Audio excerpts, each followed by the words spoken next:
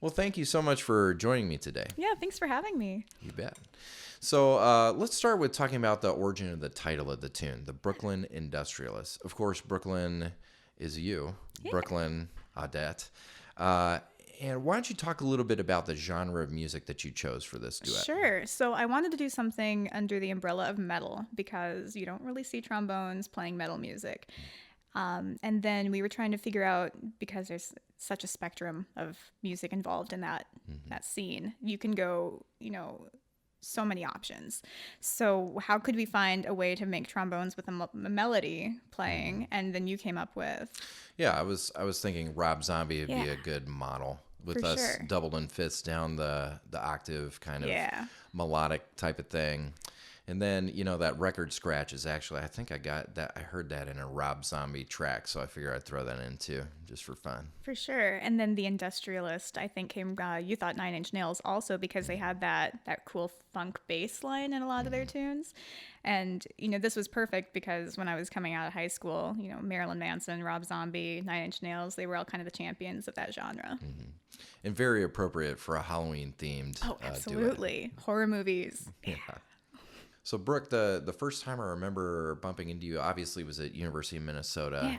And not only were you in my Jazz 3, but we were also in the trombone studio together. Yeah, for sure. I mean, I had a ton of fun playing in Jazz 3. I learned a ton that year. We actually had 5 bones, and so we got to play a bunch of Stan Kenton. Yeah. And I mean, there's still some memories that I use in examples when I'm playing jazz with other people and we're having a sectional or something. It'll be like those real quiet times, and I always remember you telling us like, "Psst, hey, you." In the classroom, kind of like trying to get someone's attention from across the room to keep that kind of intensity when you're quiet playing the real quiet stuff in the big band. Yeah. And then I was kind of a practice hall lurker in college, and I remember hearing you doing some drills one time, and I knocked on your door, and I was like, hey, I'm really bad at reading the jazz rhythms. Can you help me with something? And I think you had this percussion book.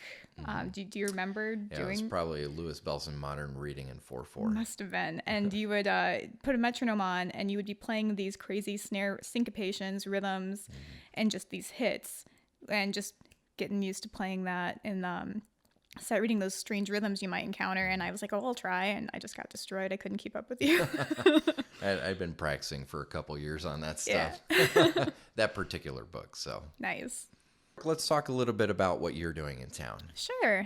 So I play with the Acme Jazz Company, and I play bass trombone with them. It's a 17-piece big band doing this like the style of Count Basie and a lot of Count Basie tunes arranged by Bob Parsons.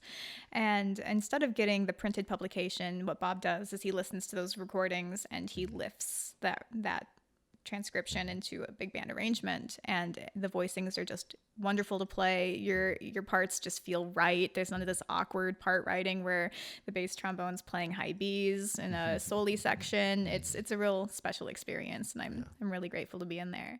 And you're also playing with Brass Lassie, which is kind of coincidental. I just had Lauren Husting on here. Yeah, that's where I got to meet Lauren, and that is such a fun group. It's an all-female brass section, and you're playing jazz styles melded in with traditional Scottish and Irish music.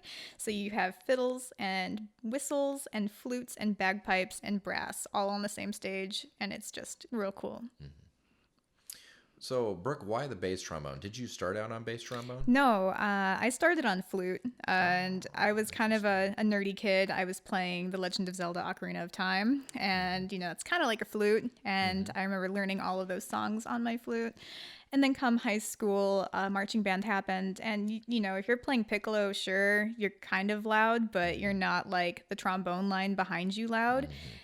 Sophomore year, we didn't have any trombones, and I was like, yeah, I want to play something loud. And so pulled a trombone out of the back of the band room. It had a bunch of pipes on it. Someone told me a trigger would make it easier to hit other positions, so I wouldn't have to be sticking my arm really far out to play a C, and I thought that was pretty neat. I didn't know it was a bass trombone, so I was playing first trombone on a King Duo Gravis with a Schilke 59.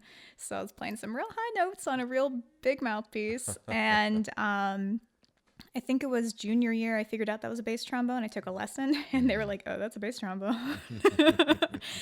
And my friends were playing tenor trombone. And I thought, if I just continue bass trombone, I don't have to compete with my friends to play in bands with them. Like when you go for honor band, it was real fun. You got your friend on first, your friend on second, and I'm on third. Nice. Yeah. Perfect.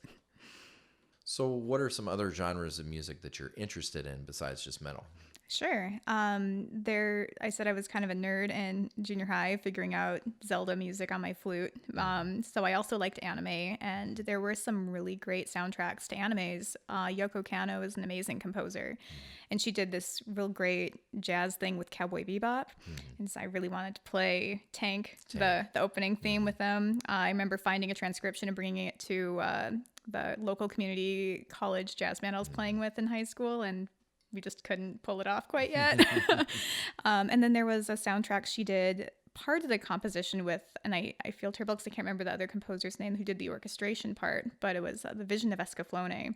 Had a really great movie soundtrack that had anything from like this pop music to, traditional flute, like the wooden flute sounds, and huge orchestra that would remind you of Mahler, and some techno in there. It's all over the place, and that soundtrack is amazing. I played in some ska band in college. I had some guys who played, electric guitar and bass and drums wanting a horn player, and they were like, "Hey, we saw your MySpace and you look like a trombone nerd. Can you come play with us?" And so I learned about ska, and from there I was super intrigued by electric guitar and bass because I hadn't really seen it in school. I'd been focusing on playing trombone, and before that was flute.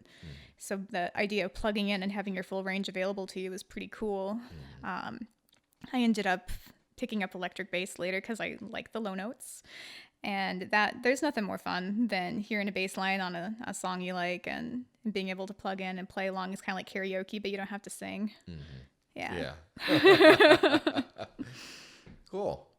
So Brooke, it was so nice to reconnect with you today. Likewise. And thanks for joining me. Yeah, thank you for having me. Let's go record this duet. Yes. All right.